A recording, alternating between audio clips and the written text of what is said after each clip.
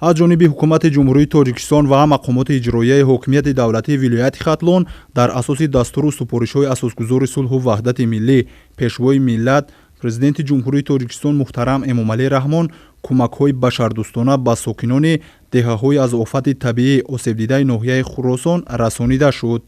корбони мошинҳои кумаки ҳукумати ҷумҳурии Тоҷикистон ва вилоят иборат аз 6 адад нақлиёти пурбор бо маҳсулотҳои ниёзи аввалия ва маводҳои гигиении раҳсипор ба ноҳияи Хуросон шуданд. ёдовар мешавем, ки дар натиҷаи офати табиие ки санаи 14 ва 16 майи соли равон ба амал омад, беш аз 300 хонаи истиқоматии сокинони ҷамоати деҳоти айнӣ ва ҳилолии ноҳияи Хуросон қисман осебдида 37 хонаи дигарро пурра корношоям намуда буд. тамоми ниҳодҳои вилоятию ҷумҳуриявӣ дар ин офати табиӣ шарики мо буданд, пайваста кумакҳои худро расониданд ва ҳолатҳои фавқулодаи назди ҳукумати ҷумҳурӣ, вилоят ва ноҳия дар тамоми хонаҳое ки имрӯз аз офати табиӣ зарар диданд гаштугузор намуда аз ҳолати воқеии хонаҳо шинос гардиданд ва имрӯз 37 нафаре ки умуман хонаҳои онҳо зери лой монда буд дар хаймаҳо ҷойгир намудем. ҳар рӯза хӯроки гарм ба онҳо омода карда мешавад 3 маротиба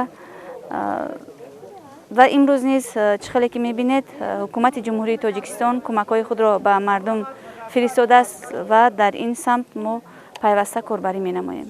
дар рафти супоридани кӯмак ба оилаҳои осебдида муовини раиси вилояти Хатлон Умед Зоирзода, намояндаи кумитаи ҳолатҳои фавқулода ва мудофиаи граждании ҷумҳурии Тоҷикистон ва сохторҳои марбута иштирок доштанд. иттилоъ дода шуд, ки аъзои оилаҳои осебдида пурра бо маводи озуқа ва хӯроки гарм таъмин буда барои бартараф шудани оқибати офати табиӣ ва тоза намудани хонаҳои истиқоматии қисме аз зарардидагон корҳои барқароркунӣ ва поксозӣ идома дорад. сокинон аз ғамхорию дастгириҳои ҳукумати кишвар ва вилоят сипосгузор буда мегӯянд, ки дар чунин рӯзҳои душвор дастгири онҳо ҳастанд. кӯмакҳои башардӯстона иборат аз картошка, пиёз, сабзӣ, равған, орд, биринҷ, қанд, макарон ва дигар анвои истеъмолӣ иборат буда саривақтӣ ба оилаҳои ниёзманд расонида шуд. аз тарафи ҷумҳурӣ омада истодай ман ӯ хӯроки гарм 3 вақт ҳаст. одамои хайрхоҳ омада ёрдам када истодиянд. мана мошина оварда истанд. ҳама шароитомо шукр ҳозираш худои шукр ҳазор бор нағзай ёрдам када истодиянд. камбутӣ надорем, ҳозираш танқисӣ накашидем. раҳмат ба ҳама коркунои мана орган ҳамаш омада нигоҳ када истодиянд. моро ҳамиҷа свет кашидига рӯшанай ҷомо нағзай ҳозираш шукрони худо нағз ҳамаш. дар ҳама офати табиӣ хонаи ман ҳама неста ҳавай ҳами ҳавор шуда рафтаги ҳамаш ҳами хел лой омада иста я дурус қоқтар омад баъд айдин лой омад нест. хай шукр ҳазор тану ҷону саҳат осеб надидем мо. иншоалло хай худои таоло насиб кунад бо зиндагӣ ай пеш ай зиндагӣ бо нағз мешад. парвардигор розигиши битея. иттилоъ дода шуд, ки 37 оилаҳои ҷамоати деҳоти айнӣ ва ҳилолӣ аз офати табиӣ зарари ҷиддӣ диданд, дар баробари кӯмаки моддию пулӣ бо заминҳои наздиҳавлигӣ таъмин карда мешаванд.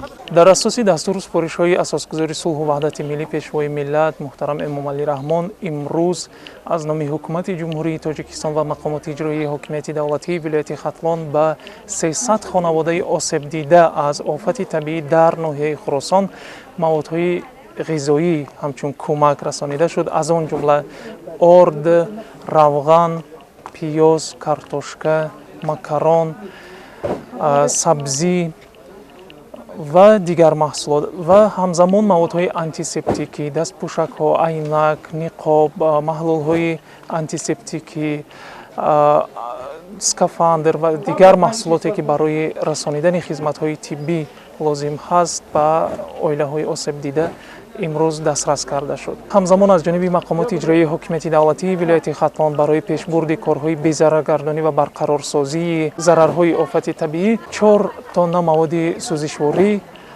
дастрас карда шуд.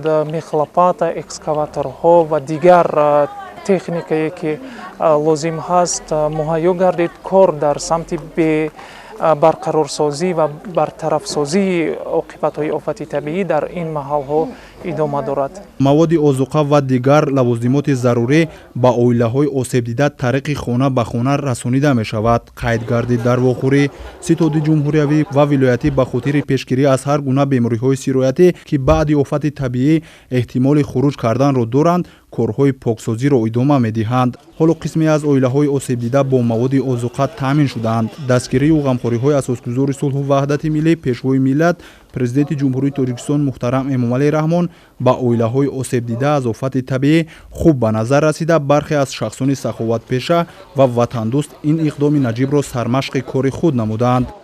албатта мо аз ҳукумати ҷумҳурии Тоҷикистон миннатдор ҳастем ки дар ин рӯзҳои вазнин мардуми моро танҳо нагузоштанд ва ин корвоне ки имрӯз ба ноҳия ворид шудааст маҳз барои мардум аст.